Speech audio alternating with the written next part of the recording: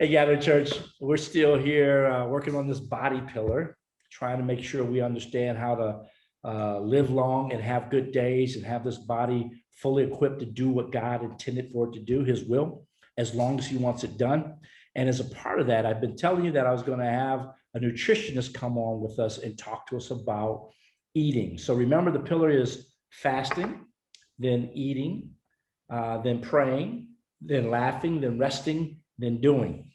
That's the pillar we're building. And this piece of it is around eating, and who better to have than a certified dietitian nutritionist, Maria Conley. She is an owner at the Gathering Church. So she's made herself and her gift and her knowledge available to us as a part of this conversation. So we're recording here on a Zoom call. So you got both of us here, and I'm just going to fire questions. We're going to start this conversation up, and we're going to learn something from Maria. Maria, you ready? How are you doing tonight? Hi, Pastor Gerald. I'm doing good. Did I get your title right? Yeah, registered dietitian nutritionist. Okay, awesome. And is it okay to say what health system you're in? I know you're in Michigan. Yeah, so I work with Henry Ford. Henry Ford. Okay, so here we go. We've been working on this body pillar. This is a belief that I have that God is concerned about these bodies. He does call them his temple. And I think there's a best way for us to maintain these bodies or his temple so that we can get everything done that we're supposed to get done. And so in January, Maria, you know that we went on a church fast, and we outline on our website the fast, that pattern that, you know, really Pastor Lennon and I have been doing for decades, literally, taking things out of our diet until we're finally down to a liquid diet the last week of the month in January, and we do that in July personally. So first of all, I'd just like to get your perspective on that methodology that we use in this fast, and how might you counsel us to do it better or differently? Mm-hmm. I think there's a lot of positive things about the way that you guys organize the fast. I think the fact that you did some gradual reductions and changes in the diet is good. It's good. You know, I think baby steps and doing gradual changes sometimes ends up allowing us to stay on the path longer than if we take a big jump right away and maybe weren't as prepared for it, especially just physically, you know, thinking about the changes that you may go through as you take things out of your diet. And then the things that you decided to remove, you know, the first one, that first week being sugar, that's huge. You know, I think was right on, because I feel like sugar is something that a lot of us aren't always really attentive to realize how easily it sneaks in everything all throughout the day and throughout the week, from coffee to obvious things like baked goods and, you know, desserts. So you started there with removing sugar the first week. So I think that was great. Week 2, you jumped into removing pasta, rice, potatoes. I don't think there's anything wrong with having those in the diet. Obviously, there's some higher quality versions of those that we can consume and quantity to manage that. But when you think about fasting and, you know, sacrificing certain foods, comfort foods, those are obviously big staples in a lot of our diets. And definitely, if people tend to pick refined versions of those or highly processed versions of those, then that also can be kind of health promoting if they take away the French fries and the fried potatoes and the white pasta and white rice and so on. So, you know, I think that can be an upgrade there too. And then week 3, we jumped into removing meats. So it doesn't look like just red meat in general, but all animal-based, you know, meat. So red meat, poultry, fish. Again, that can be really challenging for a lot of people if this is a staple in your diet. So, you know, continuing to challenge. So the hope is that even as we decrease things, we're actually replacing it with help, you know, with balanced, healthful options. So as now remember, we were working our way down to a fast to 0. Right. But you're exactly right. As we start adding back, we want to add back better, right? I'll quote President Biden, build back better. Right. So, you know, maybe hopefully that 3rd week, if people were decreasing now the meat, hopefully they maybe got their protein from things like beans or quinoa, rather than just taking away meat and eating, a bunch of more stuff that they felt left in their diet, was actually bringing in, hopefully it caused them to explore some other different protein options in there. And then week 4, so now here you are, removing vegetables and fruit and kind of moving towards a liquid fast. Yeah, that's the very end. Anybody who was able to follow, this path, that was a challenge. But even if you didn't get to follow it exactly in this method, I think moving towards these health-wise could have definitely upgraded your diet throughout the month. Yeah. So for me, the toughest part was sugar and sweets the first week, French fries the second week. Frankly, weeks 3 and 4 were easy.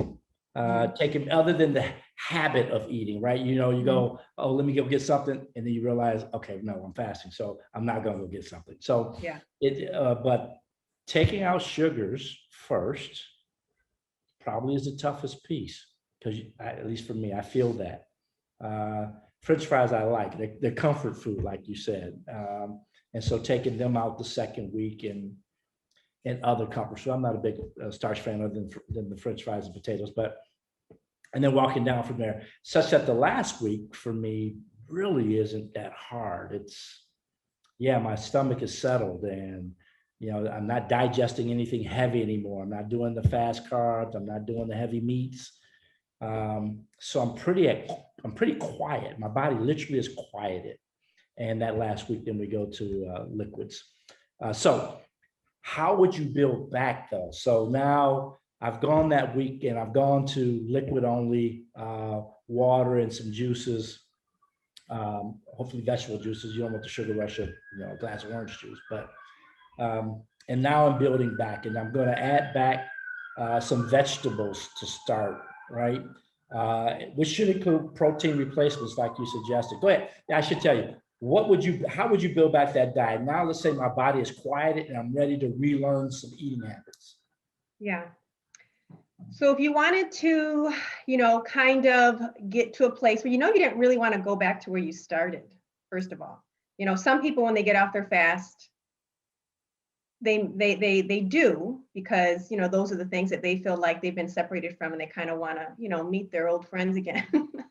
But I think ultimately when we think about the health aspects of the fast, and maybe you felt like you may have dropped a couple pounds, or maybe you felt like you lightened some of your food cravings or food addictions, or you just feel a little bit more energetic.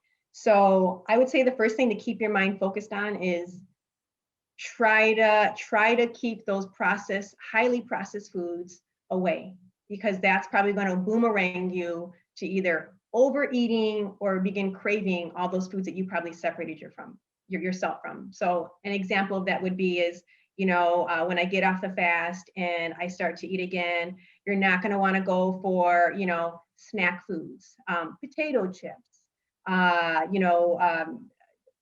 baked goods, donuts, bagels, these things that tend to be very processed away from more of their minimally processed whole version. So what would a substitute be for that? If you wanted to consume a potato product, it would be a baked or roasted or steamed potato, something that you're cooking, not frying, not adding, something that you're actually probably preparing yourself. So you know what's in it and how much of it is in it. If you're going to do any kind of bread product, stick with a high quality bread that probably is going to spoil if you leave it on the counter all week. So you want to try to get away from these foods that have lots of preservatives. Not that anything's wrong with those, but we don't realize sometimes that they're adding a lot of sugar, a lot of salt, a lot of additives to those foods. And sometimes that's really what ends up making those foods decrease some of their nutritional value and some of the effects that we feel after we eat them. Okay, so when you and I talked beforehand, you mentioned that you're a fan of, or your advice centers around a vegetable-based diet. Let me ask you, why is that? And then let me ask you, what does that look like? Mm-hmm. So not just vegetables, but rich in plant-based foods. So when we think about all the diets are pretty much touted towards improving health and decreasing disease risk factors and decreasing disease progression. What we're going to find in common is there is a lot of minimally processed foods in there, and it's going to be rich in different plant-based foods.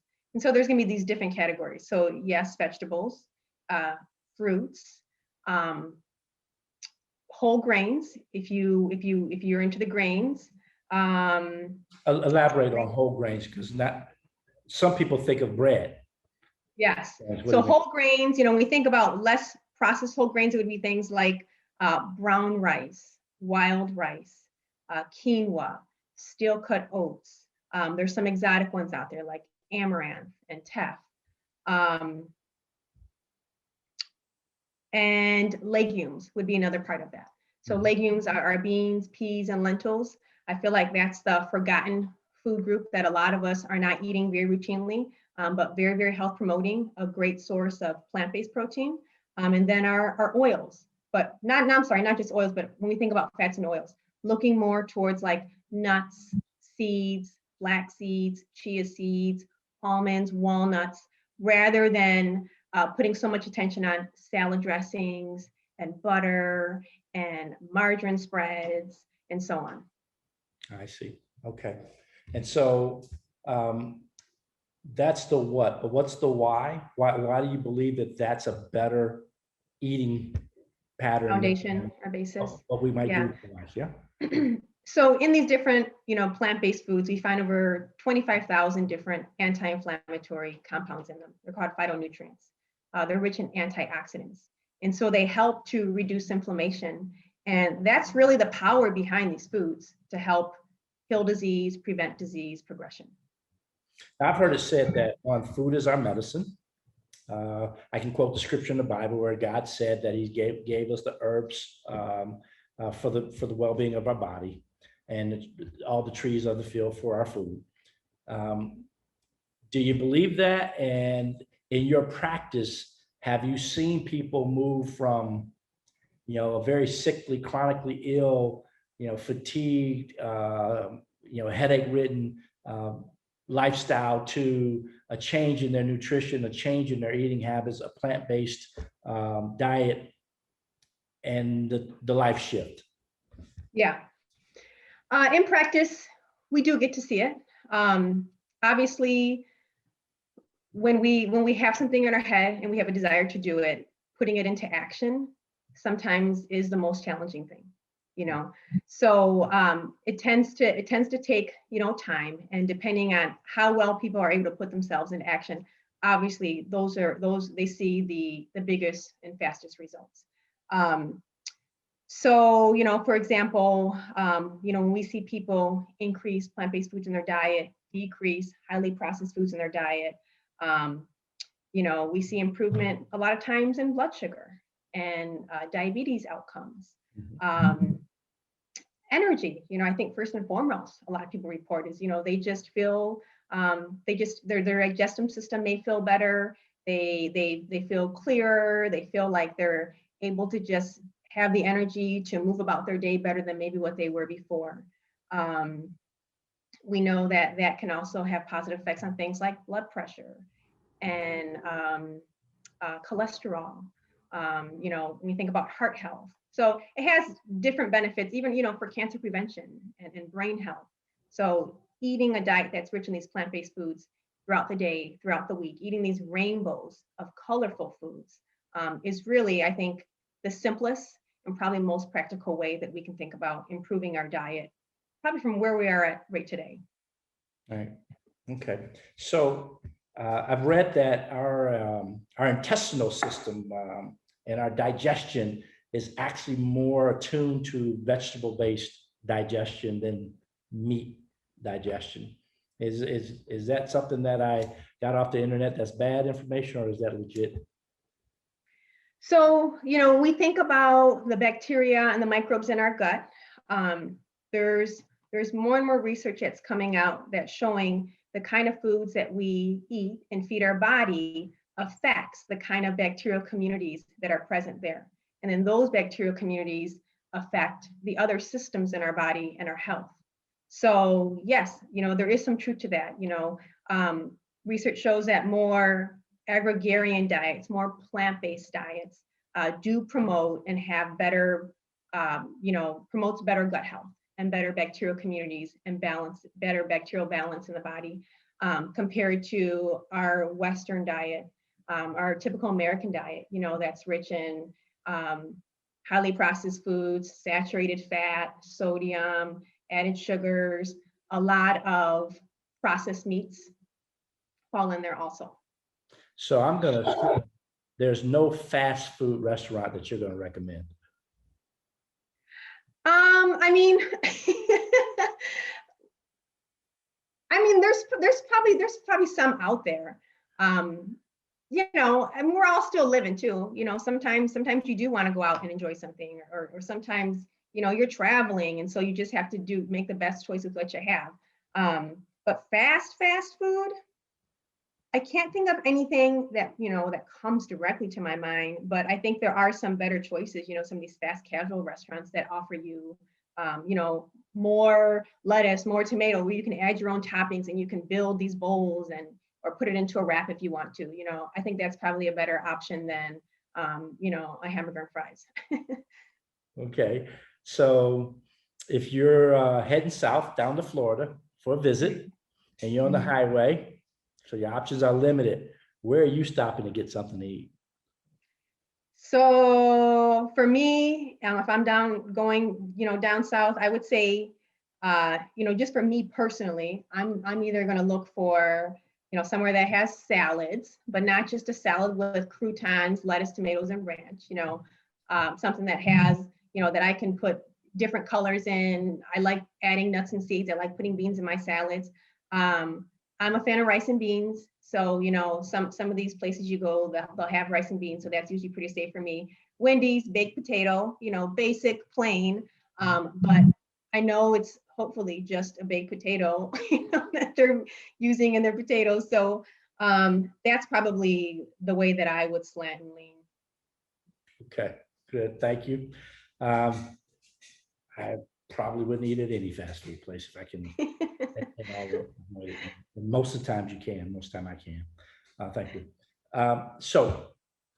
But realistically, I would pack, to be honest with you. Realistically, I'd always have you keep rolling.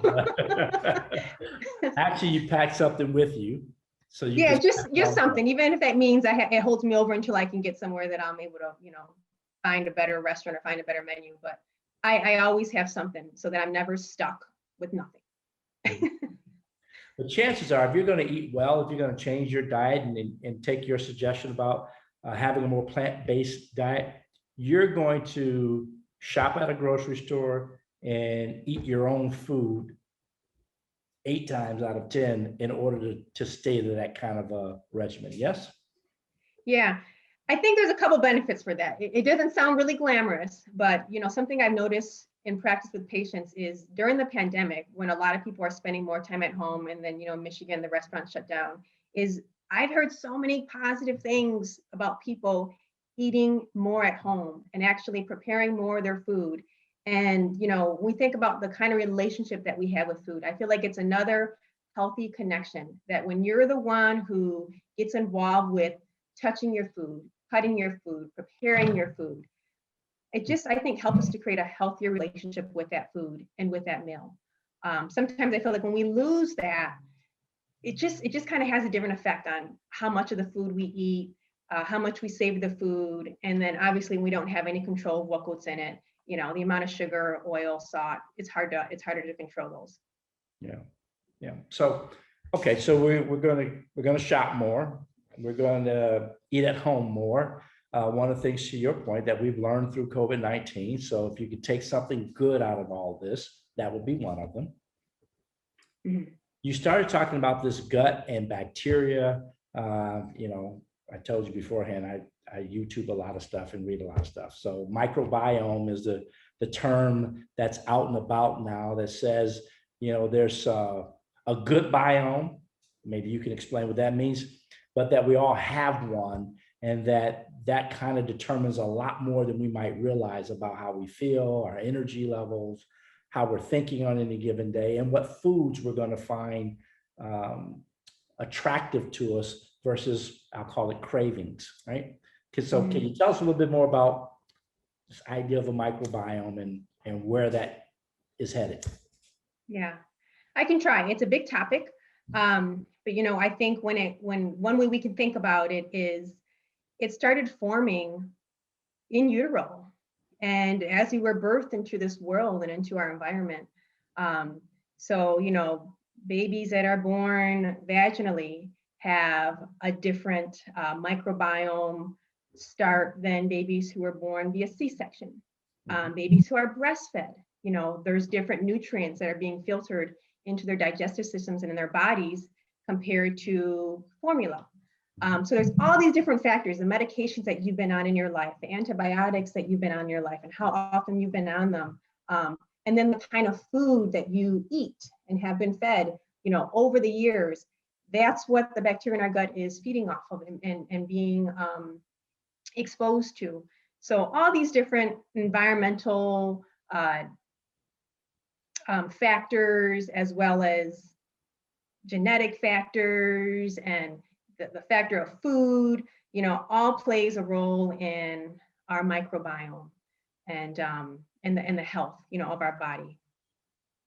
And each of us have a different biome for all the reasons you just described already. And I've read that biome can actually cause you to have cravings or lack cravings, meaning what you think is your idea to eat may in fact be the bacteria in your gut saying, that's what I want you to eat. Which sounds weird, but there's a lot of bacteria in there and they have a lot of control and effect on us. So if I'm interested in understanding more about my microbiome and or how to improve it, what would the suggestion be from you? Okay. So yes, seeking out some healthcare providers or a team who can help you, who specializes in that area. So that may be functional medicine. They can, look at your medical history, your life history, some of your health goals, and then look at some different ways that they can test and analyze your gut health. Good. And now, I won't advocate for any particular kind of test or test format, but I will advocate the importance of getting to know your body better and know what's working for your body and what's not. You mentioned antibiotics, for example. When I go back and think about the number of times I've had antibiotics for an infection, antibiotics, heck, as a kid for an ear infection or for, it's not a flu. I forget which one you get, a cold or flu. One of them you can take antibiotics for, another you can't. At any rate, but all these times I've done that, I have affected the bacteria in my stomach and actually have killed off bacteria in my stomach. And usually now I know that you're supposed to bring back a probiotic of some sort to help restore that. Can you explain any more of that? And how would I go about doing that? Is it something I can just go get off the shelf at a grocery store, at a GNC or whatever? So one thing to keep in mind when it comes to probiotics should be recommended as specifically as antibiotics are. So there's specific strains that are used to treat specific symptoms.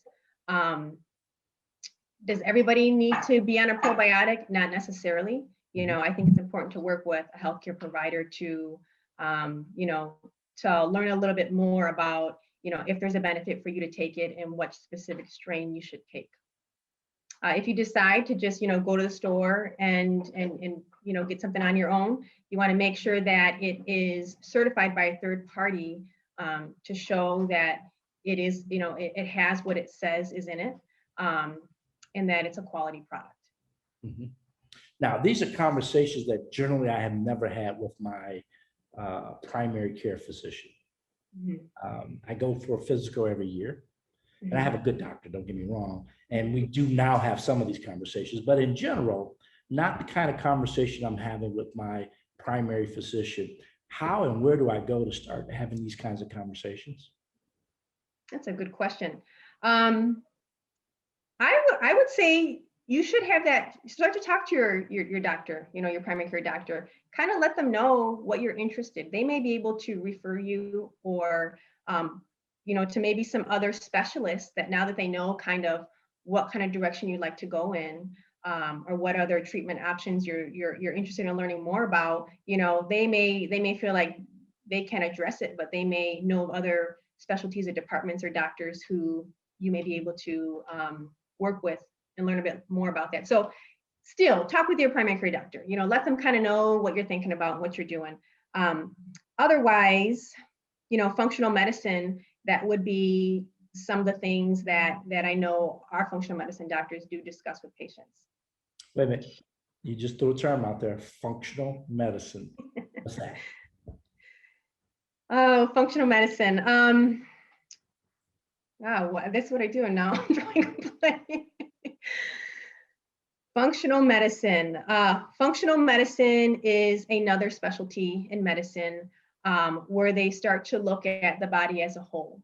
And so rather than looking at these specific symptoms in the body like cardiology or gynecology, they kind of take a more full body perspective at all the different systems and like to get to what may be some of the root cause of some of these issues or symptoms that you may have, and how can we talk about maybe some lifestyle measures that you can do to support some of your health goals and reduce these symptoms or disease progression. Yeah. Okay. And that's not considered, I'll call primary medicine, or the kind of that I would expect to go conversation I would expect to go to have with my primary physician at whatever healthcare system. So it's actually, at least at the healthcare system I work in, it's treated like a specialty. Okay. So, some people may get referred from the primary care doctor. Some people may self-refer. Sometimes it just depends on how your insurance works. But you could find that now as a category as functional medicine versus holistic medicine inside of a healthcare system. In some healthcare systems, yes. Interesting. Okay. All right. Good deal.